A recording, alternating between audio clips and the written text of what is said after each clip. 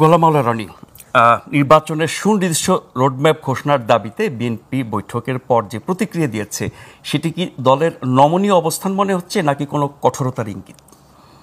না, আমার কাছে কিছুই মনে হচ্ছে না। আমার কাছে মনে হলো যে ডক্টর মোহাম্মদ ইউনূসের সঙ্গে বৈঠক করার জন্য তাদের যে শারীরিক মানসিক প্রস্তুতি দরকার ছিল, পেপার ওয়ার্ক দরকার ছিল, কম্বিনেশন দরকার ছিল, সেটা যথেষ্ট ঘাটতি ছিল।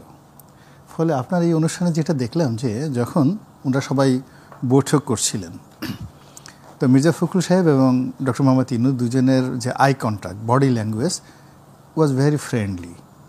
কিন্তু উল্টো দিকে যখন সালাউদ্দিন সাহেব যারা বসেছিলেন তাদের মুখভঙ্গি দেখে মনে হচ্ছিল যে একেবারে পেশি খুব শক্ত হয়ে গেছে, মেজাজ গরম হয়ে গেছে এবং সব এলোমেলো হয়ে গেছে।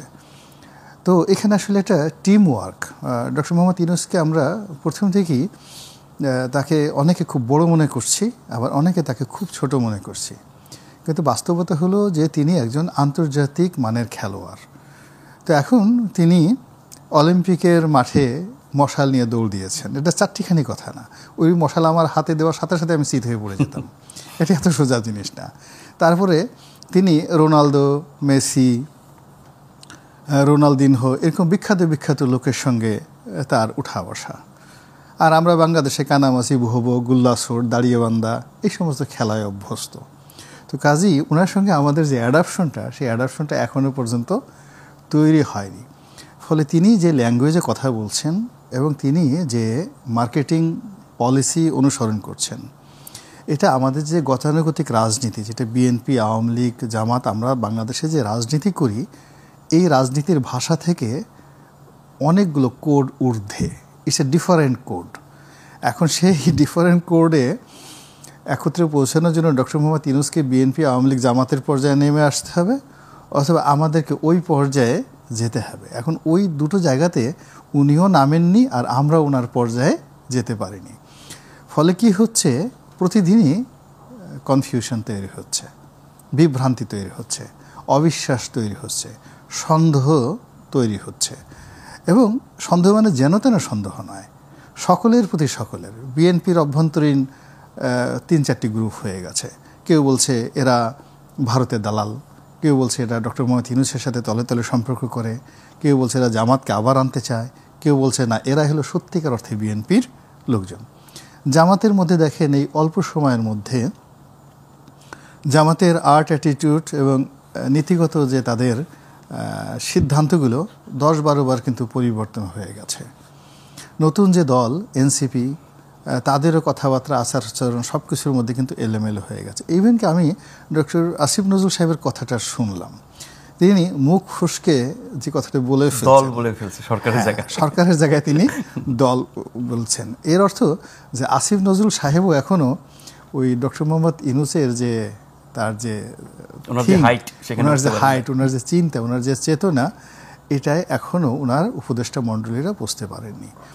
ফলে ওই যে উনি যেটা বললেন যে নির্বাচন আদৌ হবে কি হবে না, কবে হবে, কীভাবে হবে, এ সব কিছুই নির্ভর করছে এক ব্যক্তির ইচ্ছার উপর।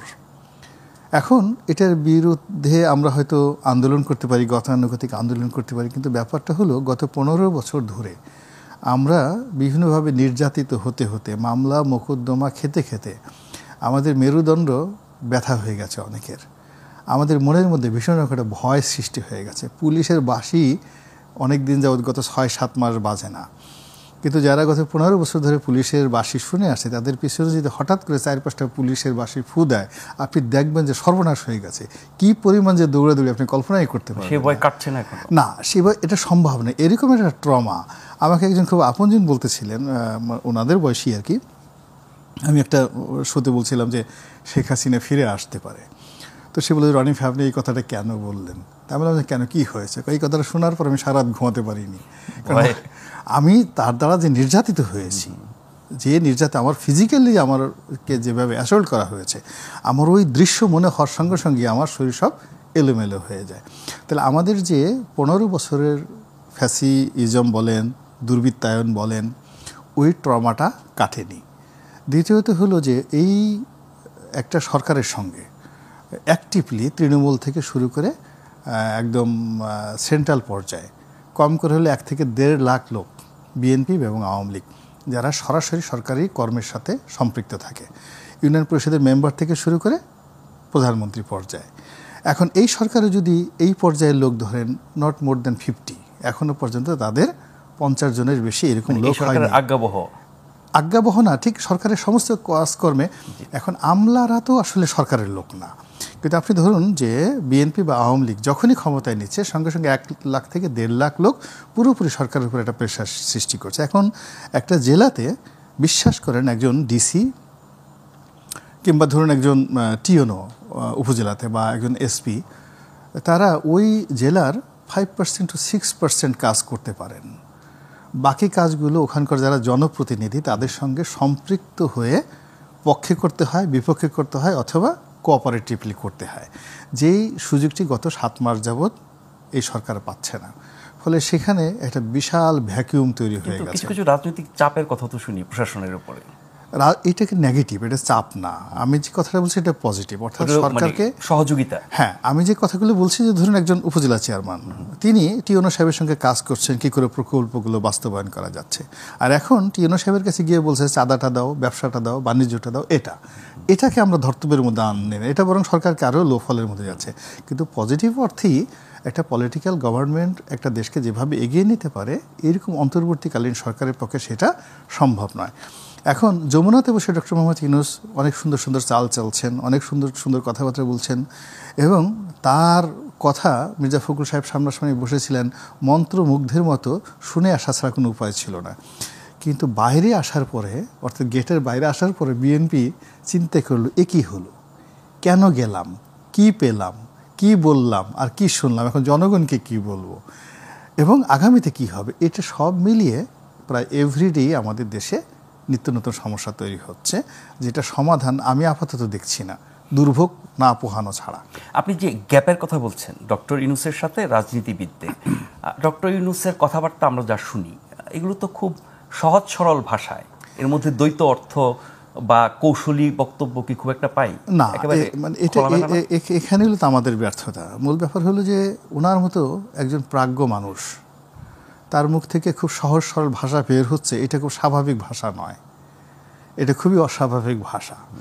তো এখন ওই সহজ, আমাদের দেশে দুটো জিনিস হচ্ছে, রবীন্দ্রনাথের বিখ্যাত কবিতা আছে হিং সিং ফট, মানে আপনাকে খুব জটিল করে কথাবার্তা বলতে হবে, অথবা টু দি পয়েন্টে বলতে হবে, অথবা একেবারে আপনি কিছুই বোঝেন না। তা উনি যেভাবে কথা বলেন দেব শিশুর মতো, যে আরশে আজিম থেকে আল্লাহ রাব্বুল আলামিন ওনাকে এই পৃথিবীতে পাঠিয়েছেন সবে মাত্র, পৃথিবীর কোনো পাপ পঙ্কিলতা তাকে স্পর্শ করেনি, উনি যা দেখেন তাই বলেন, যা বুঝেন তাই বলেন। এরকম একটা সহজ সরল শিশুর মতো মানুষকে আমরা যারা কলঙ্কিত করার চেষ্টা করছি, এটা আমাদের অন্যায় হচ্ছে, এবং এটা it's a one sort of success.